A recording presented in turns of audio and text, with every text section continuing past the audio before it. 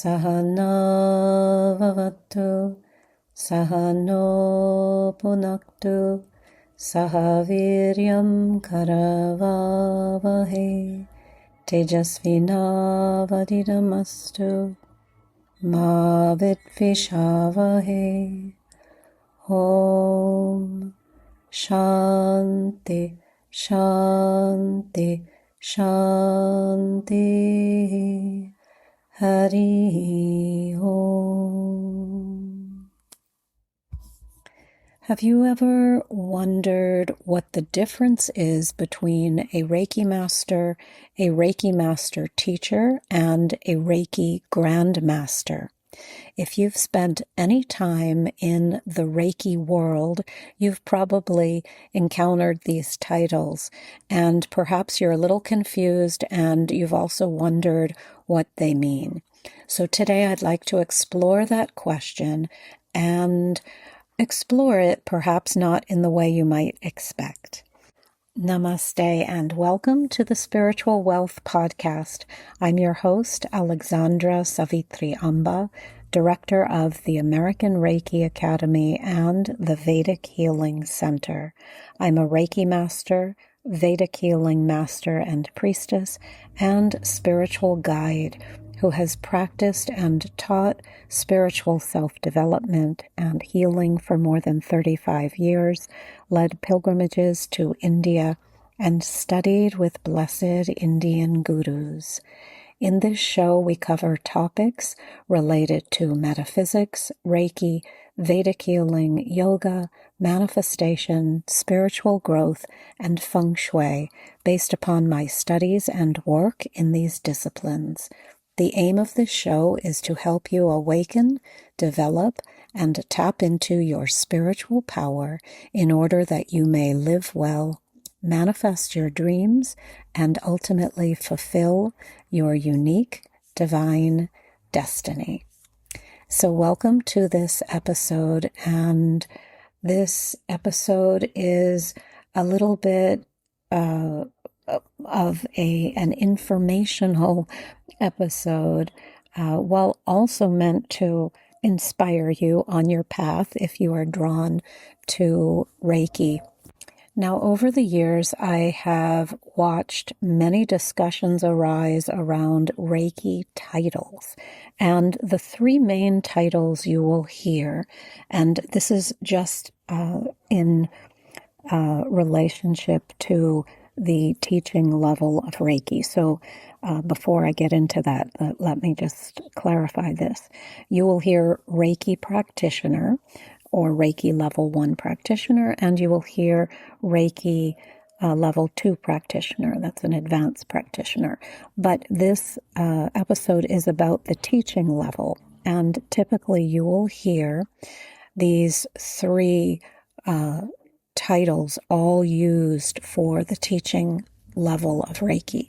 So you will hear the term Reiki Master, Reiki Master Teacher, and Reiki Grandmaster. And sometimes people are genuinely confused and curious, and also sometimes people become very attached to titles. So I want to give a little bit of a distinction and clarify these titles as I understand them. So first of all, many of the distinctions developed as Reiki spread throughout the West. Different schools developed different systems, and therefore teachers created different structures. So let's talk about first the title Reiki Master. Typically, that was the title that was given to someone who had completed the teaching level. He or she was then called a Reiki Master. It meant that you had mastered the levels of Reiki and you were now ready to teach and initiate people. So I was initiated and became a Reiki Master. Now, what happened after that is some people began using the term Reiki Master Teacher. And then it became a little confusing. So people, what happened was people took the third level of Reiki and divided it into two parts, Part A and Part B. So with Part A, you would become a Reiki Master, but you wouldn't be taught by your teacher or your Reiki Master how to do anything with it, basically. You were initiated, you were given the energetic transmission to become a master, but you were not instructed in how to teach or initiate people. That was something that was going to be reserved for the Part B. And when the teacher, the Reiki Master, then gave you Part B, you then became a Reiki Master Teacher. Now, I thought the term was rather redundant because when I learned Reiki, the Reiki Master was the teacher. So there was no need for me to attach teacher to my title. It was just a given. If you were a Reiki Master, you were also a teacher of Reiki. So I didn't so much use teacher at the end of any of my literature, although sometimes I have, but mostly I just say Reiki Master. But this became a little confusing to people. And even I've had people come to me who say they'll say, I'm technically a Reiki Master, but I don't know what to do with it. And that means that then I understand that they were initiated into the energy, maybe given a symbol, because there are symbols that we use, but they were not told how to teach or initiate people. So I hope that is clear.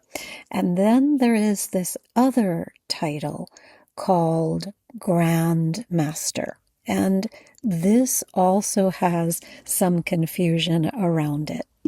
So traditionally, we use the term Grandmaster to refer to Dr. Usui, who was the Japanese man who rediscovered Reiki. And we use that for him because out of respect, he was called the Grand Master of Reiki. So really, that meant the originator of this system and also the carrier of the lineage. Now, after Dr. Usui, we in the West have also regarded Dr. Hayashi as a Grandmaster. He was the second in line. He was initiated by the founder and originator, Dr. Usui, and then carried on the tradition. And then the third title of Grandmaster went to Mrs. Hawayo Takata, who learned from the second Grandmaster, Dr. Hayashi, and she brought Reiki to the West. So for a long time, those three individuals were regarded as Grand Masters. Now here's where it gets a little confusing and even more intricate. So in later years, we discovered that that term, Grand Master, may have come about through the translation of Japanese to English. It could have also come about through Mrs. Takata as she brought it to the West. What was she going to call her teachers? So it could have been a something that how she communicated here in the West. Now, Grandmaster, as I understand it, is a term of respect. In Japanese, we would say sensei, a teacher, a great teacher, and so we have those three. It was understood that we had these three grandmasters, but where it gets interesting is in some years ago we discovered that Dr. Usui did not necessarily convey a title to Dr. Hayashi as if I'm now giving you this big title to carry on the lineage. So you are therefore the second Grand Master of Reiki. Actually, what we learned is there was an organization, and every year a Reiki organization, someone would be appointed the head of it for the year. And so Dr. Hayashi was one of these. I'm not going to get deeply into this because there is more to this story, but let the listener please just keep that in your head. So there was some interesting nuances, I guess, to this story. And then okay, so then Mrs. Takata comes to the West, and she has learned from Dr. Hayashi, and she says, I'm now the third Grand Master in this line. So she was using it as a family tree, and each teacher carried the lineage and then passed it on to someone. She came here and proclaimed that she was, and I'm not saying right or wrong, that she was the third Grand Master. There is some room for interpretation to this, is my understanding, because this organization simply would convey a title every year to the person who was going to be head of the organization. So it wasn't necessarily that there were just these three. And okay, so let's leave that there. But suffice it to say, there were these three individuals who were they basically were how the Western world came to understand Reiki. So it was indeed a little family tree for all of us, because many of us come from a lineage we can trace back to Mrs. Takata, and her teacher was Dr. Hayashi, and then his teacher was Dr. Usui. So Dr. Usui taught many people, as did Dr. Hayashi. So these are kind of family trees, if we can see them that way. And remember, titles are also always, they're terms of respect, but they're also they're also sometimes misinterpreted. And I'm not saying here anybody misinterpreted these titles, but there were some nuances, I believe, that we are just starting to understand. Now, where it gets even more interesting is, before I say this about the Grandmaster term, I do want to say that when Mrs. Takata brought Reiki to the States, there was no such thing as Reiki Master Teacher. It was level 1, level 2, and Reiki Mastership. So where it gets a little bit more creative is some people have adopted the title Grand Master. Now, the first time I heard this was I was teaching a young woman who was visiting from India. No, I'm sorry, I wasn't teaching her. I was just connecting with her. She had learned Reiki in India, and she wanted to meet me because she was visiting Los Angeles and she had seen my ad.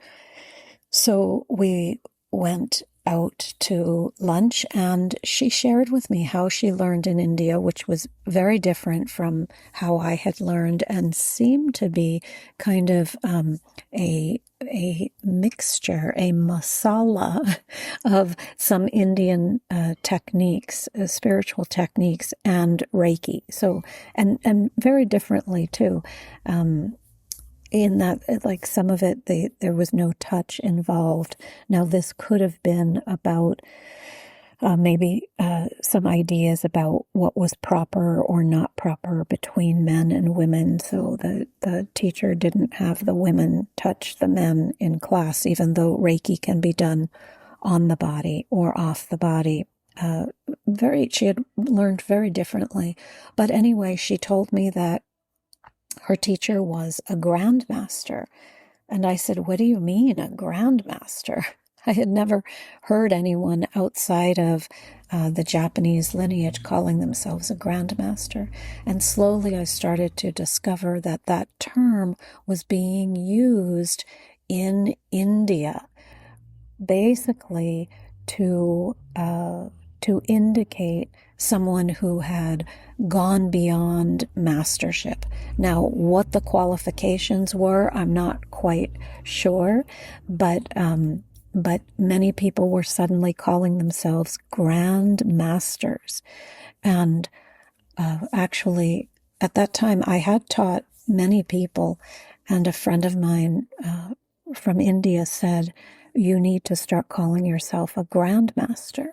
And I said, "I'm not going to call myself a grandmaster. We don't even have that term here." And it wasn't part of the traditional Usui lineage.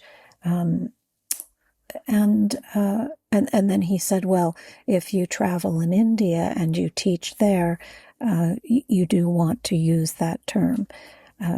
So anyway, suffice it to say, I never took that term on. But while the history is very interesting, I actually wanted to touch upon something much simpler, and that is, what does it actually mean to be a Reiki master? Many years ago, my own Reiki master offered a definition that has stayed with me. And I think I spoke about this there were 3 episodes that I did, podcast episodes, right after my Reiki master passed away suddenly, which was almost a year ago, so not quite a year. And I was very upset, of course, and it was a great loss to me. But I found in my files an interview I had done with her, a handwritten interview I had done with her many years ago. And it was all about what it means to be a Reiki master and some other nuances about her journey with healing. So I decided I would record that interview in a 3-part series and bring her fittingly as the first, and what remains till now, the only guest on my episode. So she was a guest in absentia. She was a guest from the spirit world as I read the interview with her. So in that interview, she offered a definition that stayed with me. She said, when I asked her, what does it mean to be a Reiki master? She said, and these aren't her exact words, but you'll hear the exact words if you go back to that episode.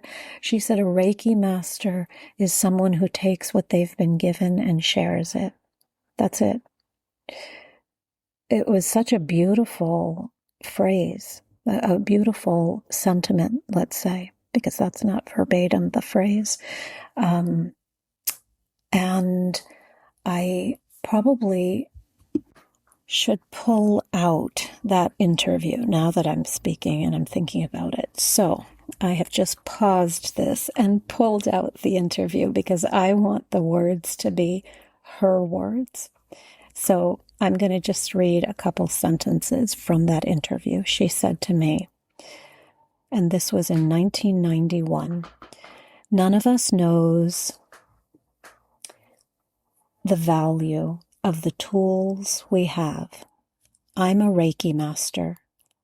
Being a master means there's nothing to do but give away what you have learned." Reiki Mastership represents a vehicle to do this.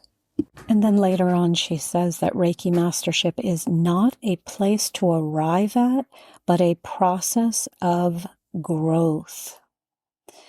And then she says, you are not a master because someone says it or even because you say it, but because of what you do, which is teach others what you have learned. And this is what I wanted to talk about today.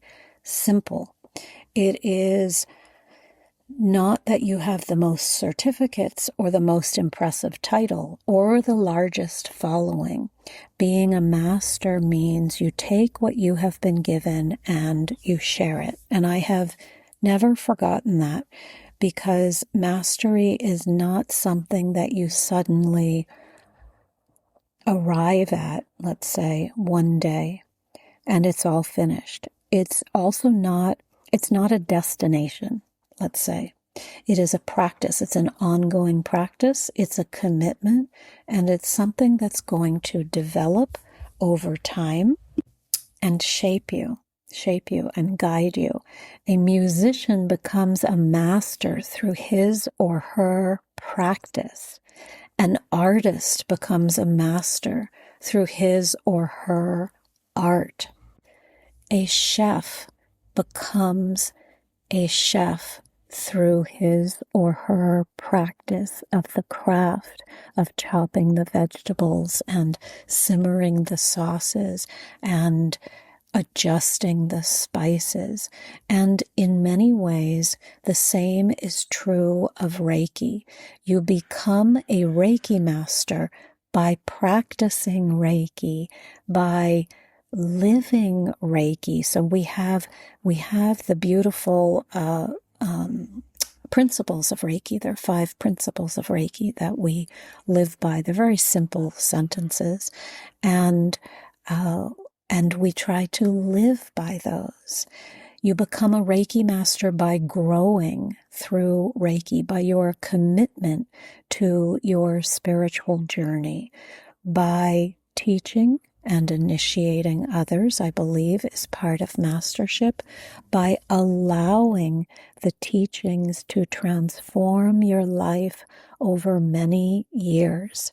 So after more than 35 years on this path, I still consider myself a student, of course.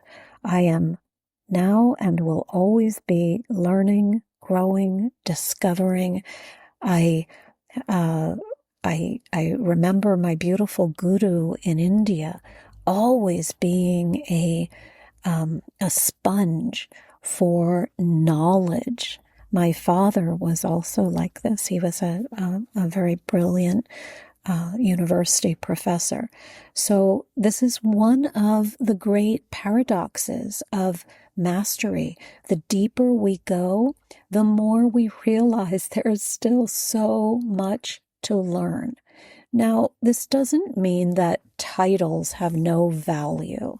Titles can certainly help us understand the training levels. They can also help students understand where a teacher is in a lineage. And I do tell people when they're getting into Reiki, it is important that you understand where your Reiki master learned, maybe who her Reiki master is, what has she done, what have either of them done with their Reiki, and also be able to trace the lineage back to Dr. Asui. I have taught people who say they learned Reiki, and I'll say, where did you learn it? And I'll ask them what they learned. Maybe they come to me for level 2. They learned level 1 somewhere else. And they say, well, I don't really remember the name of my Reiki master, and I don't know where she learned. It's all very hazy and haphazard. We really want to, when we're getting into these disciplines, understand lineage, and understand the value of being able to trace your roots back to a lineage that makes sense for you. So the titles are certainly important. They provide useful information, but they are not the essence. The essence is the work, the practice, the integrity, the service, the willingness to do Reiki, to do healing work, to do spiritual self-development, the willingness to keep learning, and ultimately to share what we have been given.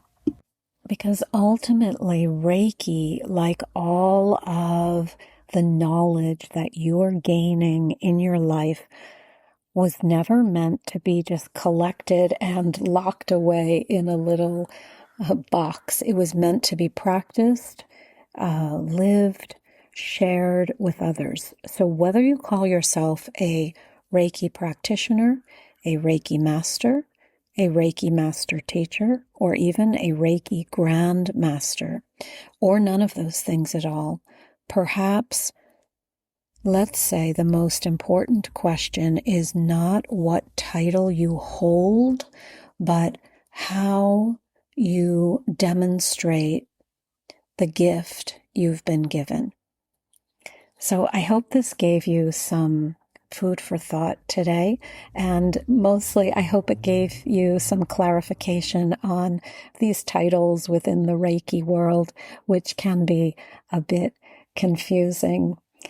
If you'd like to stay connected, I invite you to visit my website, which is in the show notes, and feel free to reach out via the email list where I share teachings, insights, wisdom, and also announcements about classes and gatherings and events and pilgrimages to India.